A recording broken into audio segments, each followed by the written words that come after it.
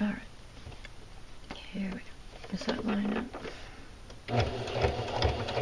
Alright, I'm edge stitching around. It's about a little bit, just barely away from the fold. Probably 1/16 of an inch or thereabouts.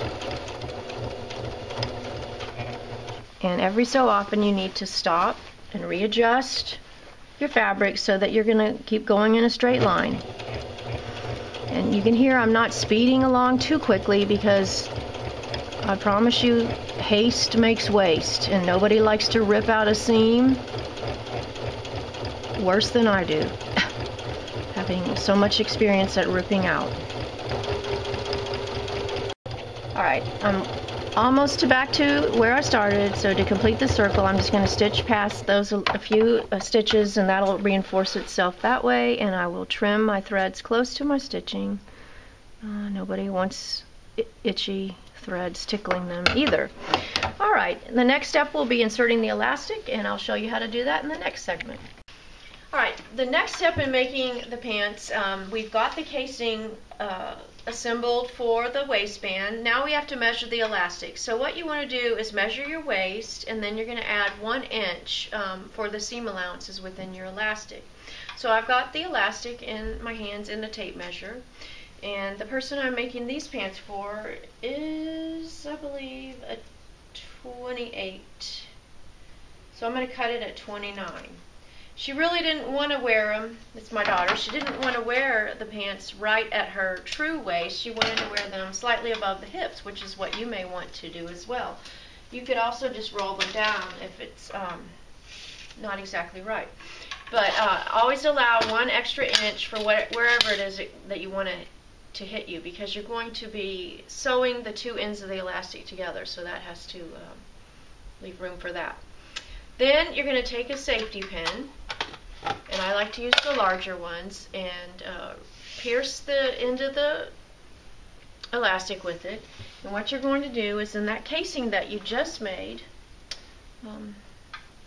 you're going to find that opening, and you're going to run the elastic through all the way through the casing until it comes out this end over here. When you do this, you need to be really careful that you don't lose the tail end of the elastic inside of the casing that you've made, or you're going to have to pull the whole thing out and start over again. So when you see that the end, as you work the elastic through, that the end is getting close to the opening, you want to stop and pin it. Alright, so I'll show you that when I get there. Alright, I've worked the elastic all the way through the casing. And it didn't pull all the way through, but I haven't eased the gathers yet. So I can feel, and I know that my safety pin, well, where'd it go? It's right up here and ready to come on through. Alright, so what I'm going to do is, once I get that through there, I'm going to pin the 2 ends together, and then I'm going to ease the gathers, because I do not want this piece of elastic to pop through into the casing like I warned you a few minutes ago that it can do. And you also want to make sure that you haven't rolled the elastic and twisted it, because that'll make them uncomfortable at your waistline for you when you wear them. So just take it and force the fabric gathers around so that you take in the elastic, but you want to get those 2 ends back when they're handy. Alright, so at this point, again, run your hand and check that nothing has twisted, and I have gotten lucky.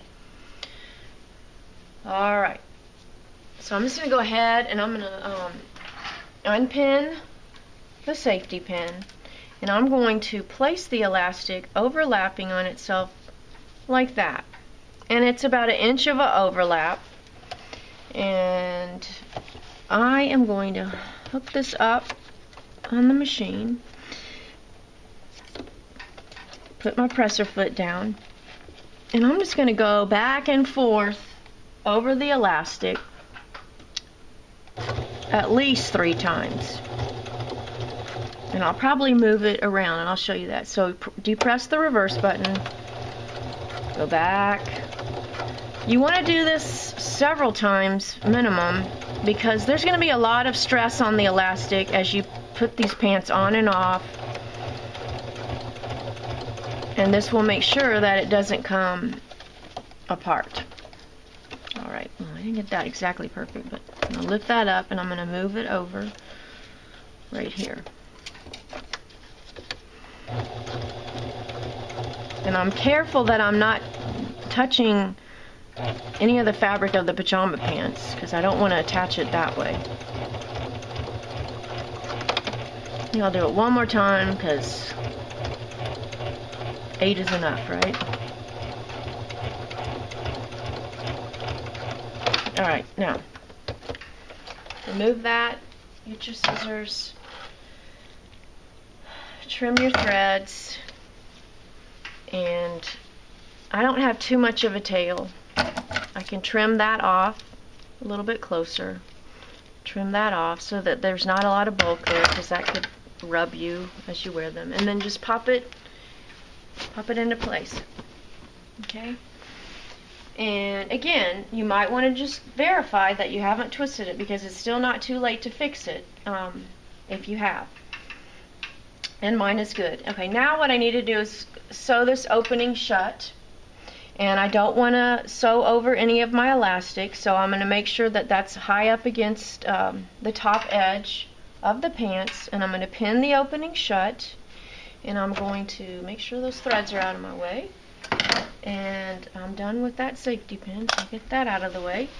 And I'm going to make sure that the gathers aren't where I'm sewing, so that it's flat and that I get a nice flat seam, because this is going to rub right against your back. You don't want it to be itchy or irritating to your skin. Okay, remove that pin, and I'm just going to go forward.